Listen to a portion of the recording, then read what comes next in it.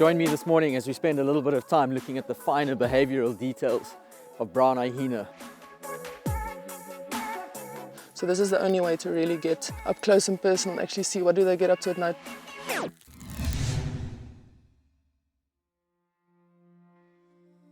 Good morning everyone, welcome back to another episode of Shamwari TV. Join me this morning as we spend a little bit of time looking at the finer behavioral details of brown hyena, a fascinating animal. Something that you don't get to see very often, but if you know where to look and signs to look out for, we're going to find some interesting stuff, I hope, so join me.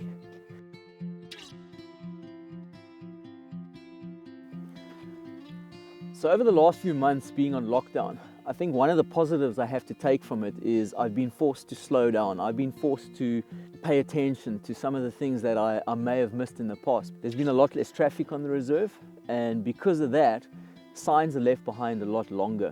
So one of the things that I've started seeing quite regularly is how this hyena comes to the same sandy spot on a regular basis and he dust baths. And what I mean by that is if we have a look at this disturbance over here, you can see all the sand has been pushed out. It's this fine powdery sand that's really good for getting rid of parasites like fleas and mites and that type of stuff. You can see all these drag marks and hair marks, and if we look carefully and we pull out, there's a long hair from a brown hyena. You can see that consistent dark color all the way down the hair, slightly lighter at the base over there where the hair follicle joins into the skin.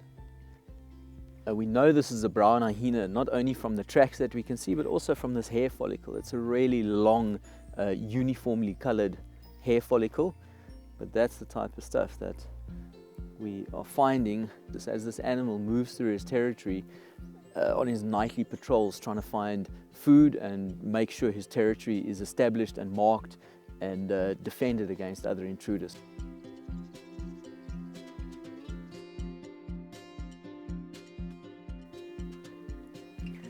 So here's a really good example of very clearly defined brown hyena tracks, and you can see just how big this front foot is compared to the much smaller back track over there. And we have a nice sequence over here. We've got a front track and a back track, and then over here we've got a front track and a back track. Let's carry on along and see if we can find a little bit more.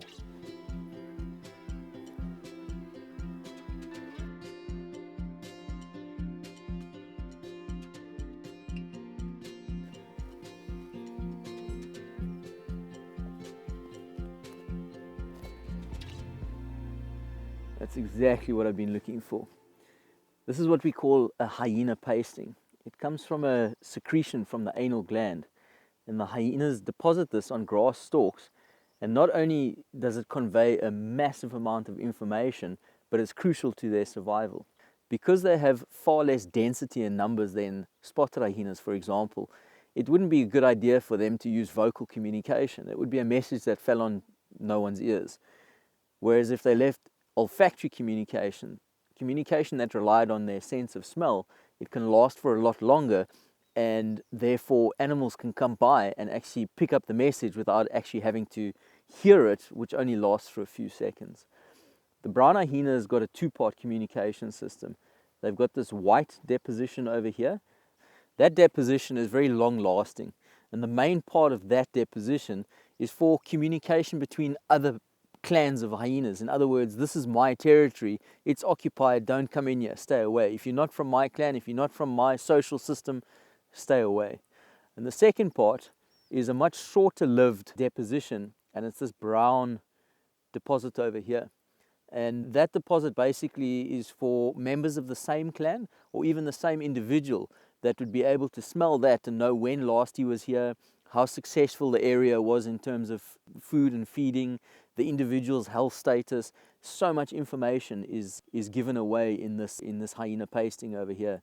It takes a lot of energy for the hyenas to do this, and they don't just do one deposit, and there are thousands within an active territory, and a hyena's territory can be absolutely massive. With so much information right on my own doorstep, I want to put a little bit more effort into this. and I actually want to see if I can find this guy. I'm going to set up a trail cam. It'll give me a little bit more information about its behavior, its movements, possibly an individual. I'll be able to identify if it's got any particular markings around it, maybe scars or tears in the ears or something like that. That'll help us with identification. And it's those types of records that we want to pass on to the right people that are doing research on these animals. They are near-threatened individuals, they're not very common, and it's awesome to have them.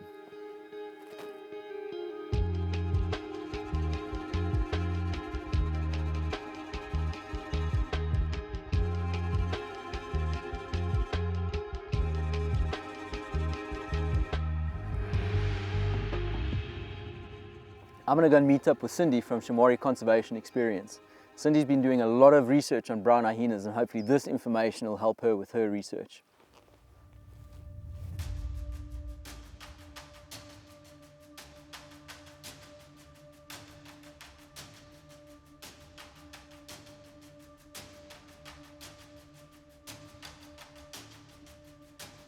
All right, folks, so I've joined up with Cindy from Shamwari Conservation Experience.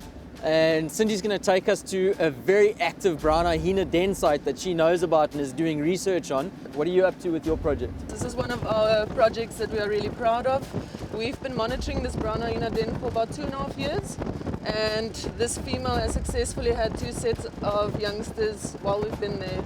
So if you are a volunteer with us, you would get to come out and see us change the camera traps and look at the footage, and it's just something really cool to see.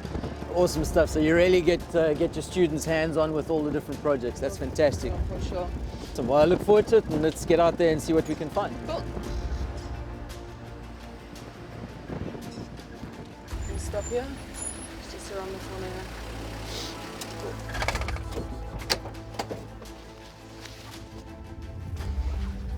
Okay, we must just watch out. There's sometimes fresh black rhino activity here. Is quite thick bush.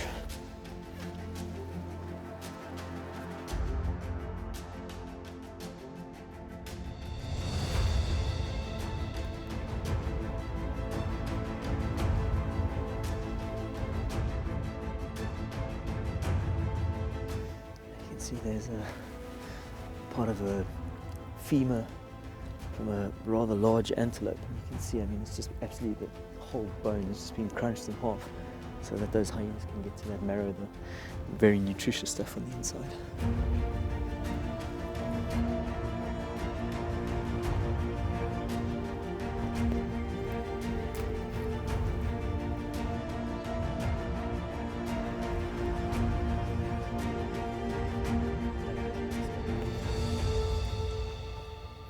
So this is the spot.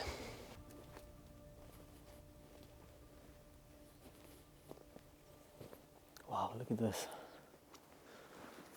I think this is one of the big differences between spotted hyena and brown hyena, in that, correct me if I'm wrong, but the brown hyena are bringing back a whole bunch of food that they've scavenged from all over the reserve to bring back to the den site. What's the main reason for that? I think the main reason is because they can easily be killed and predated on by lions. So if they spend time feeding at the site, they have a risk of getting killed. Usually hyenas that has youngsters won't go with them to look for food, so they're going to have to bring food back for them. Like male hyenas, for instance, they don't have a fixed den site, and they'll just be nomadic and sleep under bushes, so they might drag it into the nearest bush. They have certain areas they like to hang out, but they could be anywhere, and they might not collect like this. But because they've got babies here, obviously they're not going to take the bones away. They build a nice little shrine. And how long do you think this den has been active? Because this is quite an accumulation of bones. This is actually, I would say, about 4 years ago. We've been monitoring this den site for about 2.5 years. Started building their own little thing here over time. You can always see the horns remain. There's probably not much for them to chew on, but the skull is always gone because the good stuff is in there, and lions don't get to get in there. Yeah. So it really is nature's recycler. Yeah, phenomenal jaw strength to be able to even think about crunching through a whole bunch of these bones. And this den site is extensive. I mean, we're talking there might be, what, do you know how many animals are here? Maybe 10? So at the moment it's a mother and her previous season's youngster, and then she had 2 more. The most that I've seen here at the same time was 4 for this particular den site.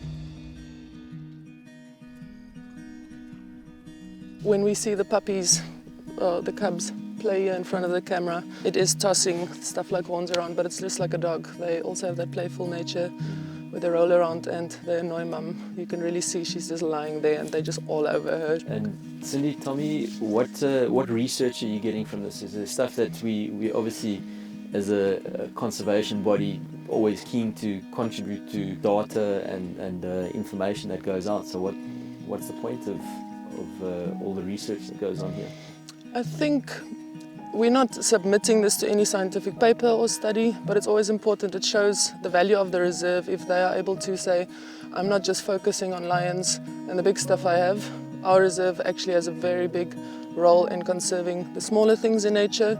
It shows that we've got a really healthy population of brown hyena just with the amount of pastings, the amount of scat sites, and through camera trapping picking up where they move on the reserve. So that shows us already, we can't say how many we have, but we've got a very healthy population, and I think it plays a very big role. So this is the only way to really get up close and personal and actually see what do they get up to at night, what time do they leave in the morning, what time do they come back, because you can pick that up on camera traps, which is really cool.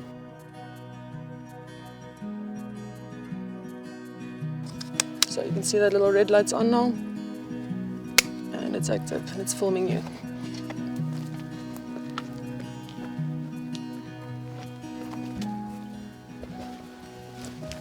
I think that these guys will definitely be reliant on pre-existing holes, things dug by like aardvark, porcupines, that type of stuff, maybe even then occupied by warthogs, and then the hyenas will come in and do a whole bunch of home renovations and maintenance and make it their own.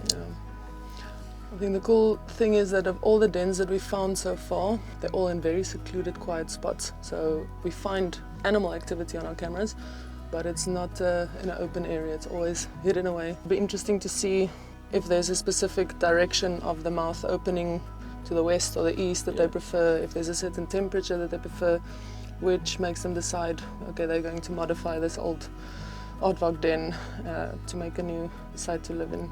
Well, it makes perfect sense. If these brown hyenas are quite shy and timid, away from the den, their living conditions, they would want to be secluded and hidden as well, I suppose. Well, absolutely awesome. I mean, we've seen some amazing stuff. I've learned a whole bunch of stuff, and the stuff you're doing with Shamwari Conservation Experience is brilliant. All the information that we're gathering for the reserve and conservation is brilliant. So awesome stuff. Thank you very much. So we've set up the cameras now, and hopefully we can keep you updated and get some cool footage to show you from what we found here. Awesome. It's awesome. Hello everyone, my name's Andrew Kearney. I'm the Ranger Manager at Shamwari Private Game Reserve. I just want to take a moment to say thank you very much for all the support and feedback that we've been getting on our brand new channel, Shamwari TV. If you haven't followed us yet, hit that subscribe button, give us a thumbs up, and hit that notification bell. Stay tuned for our next episode, and I'll see you right here at Shamwari Private Game Reserve.